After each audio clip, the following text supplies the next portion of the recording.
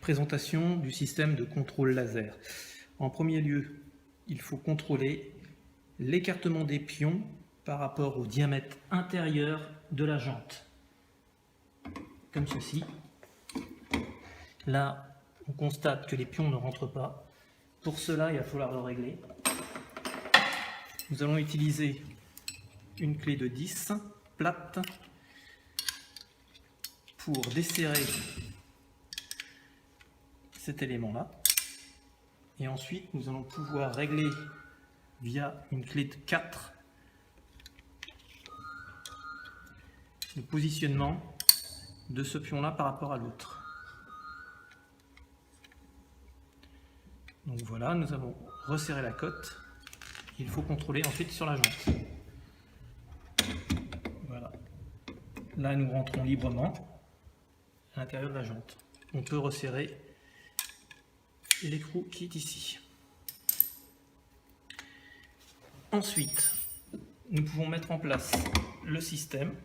Pour cela, on le place avec la main droite plaquée sur la jante et avec la main gauche, on libère le système de verrouillage. Voilà. L'ensemble étant mis en place ici, vérifiez que l'on est bien en contact sur le bord de jante ici, là et ici.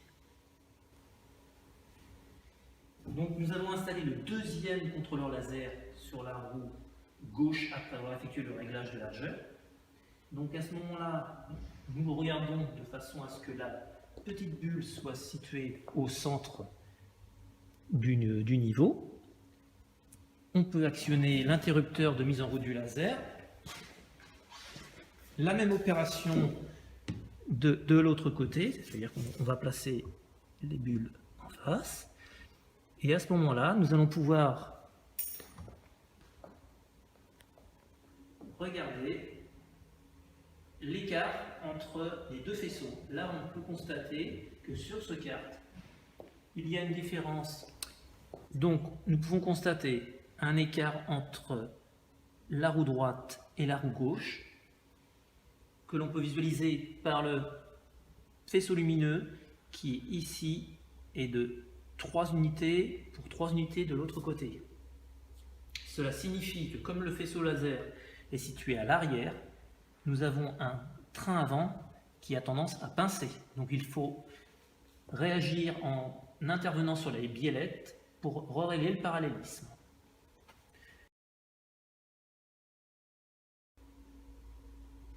Voici le système pour immobiliser le volant. Donc ce système-là est pré-réglé en sortant de la mallette.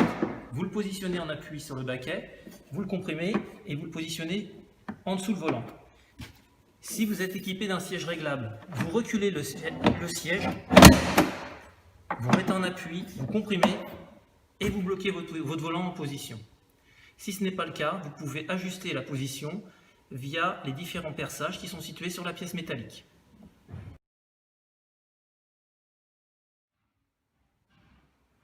Si vous effectuez cette opération pour un kart qui serait installé sur un chariot, vous devez utiliser ce petit support qui se place à cet endroit, qui va vous permettre d'immobiliser la roue pour éviter que celle-ci ne puisse tourner. Vous les installez de chaque côté, vous effectuez votre réglage de parallélisme et une fois l'opération terminée, vous les retirez.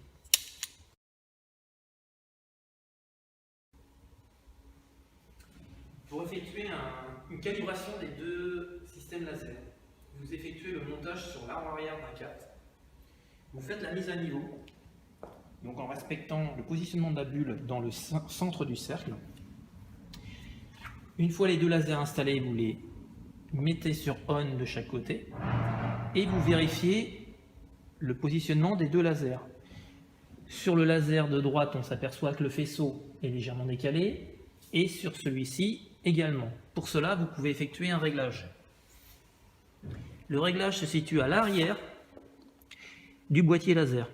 Vous avez 3 petites vis, une vis inférieure qui permet de régler la fonction verticalité et ces 2 vis-là qui vont servir pour l'horizontalité et donc pouvoir recentrer le faisceau. Si on resserre la vis de droite, le faisceau naturellement se ramène au centre de la cible et ensuite avec la vis du bas, vous le redescendez. Ça y est, l'opération est terminée, le faisceau est centré par rapport au récepteur. Nous allons passer de l'autre côté. Nous allons effectuer la même opération. Donc là, nous redéplaçons et nous positionnons le laser au centre. Il est un petit peu haut, je le redescends, voilà. Les deux lasers sont calibrés et sont réglés. Cette opération est effectuée régulièrement pour être sûr qu'il n'y a pas de souci de géométrie sur les appareils de mesure.